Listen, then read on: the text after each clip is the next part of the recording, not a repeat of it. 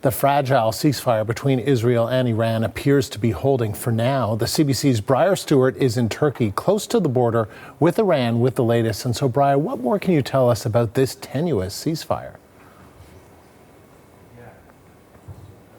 Yeah, I mean, the ceasefire remains in place, Andrew, but no doubt it's frail. And Iranian officials a short while ago confirmed that the head of the Iran's Revolutionary Guard Command Center, his name was Ali Shadmati, they confirmed that he died as a result of wounds that he suffered on June 17th. Now, he was only in that role for a few days because his predecessor was killed in an Israeli airstrike as well.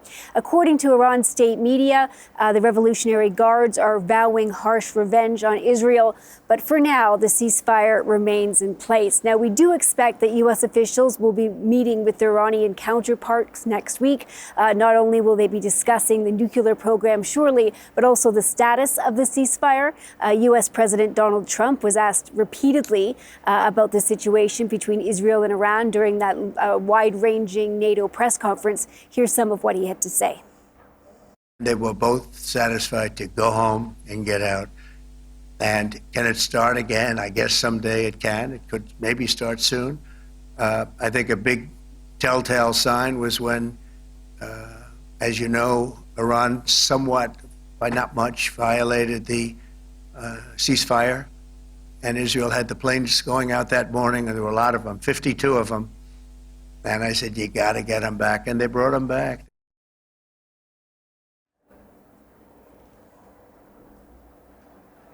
So Trump there talking about how he was working to defuse the situation. But really, with the ceasefire in place, life is resuming both in Israel and in Iran. The airspace has reopened in Israel, so people are able to fly in and out of there. Schools have reopened because they were closed during the 12 days because of the threat of missile attacks. In Iran, the airspace will not open until at least tomorrow, but government officials say that the internet is being brought back online. It was the regime that basically brought it down in the first place. They rolled out restrictions, they said, because they were trying to guard against some kind of cyber attack.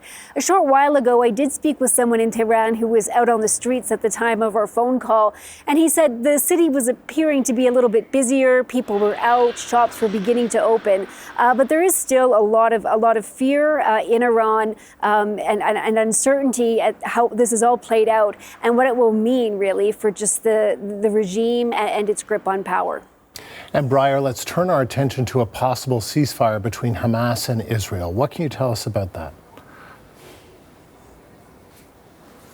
Well, I think there's a hope by many that the momentum that has occurred between Iran and Israel to get a ceasefire transfers over to the situation in Gaza. And Qatar's foreign ministry talked about just that, about how they want to push President Trump, U.S. President Donald Trump, to really pressure Israel to agree to a ceasefire. And the president of Turkey, Recep Tayyip Erdogan, he spoke with the UK's Prime Minister today, Keir Starmer, and he talked about how important it is for the situation between Israel and Iran not to overshadow the catastrophic situation in Gaza, where local health officials say in recent weeks hundreds of people have died while trying to access one of the few food distribution sites. And in terms of Israel, its military had one of its deadliest days in recent months. Yesterday, 7 soldiers were killed in Gaza in a single incident. And of course, the government in Israel continues to face pressure from the public about the hostages that are still captive. Now, it's believed that 50 of them are in Gaza still, and about 20 of them that are there are believed to be alive. Briar, thank you. That is the CBC's Briar Stewart live in Turkey.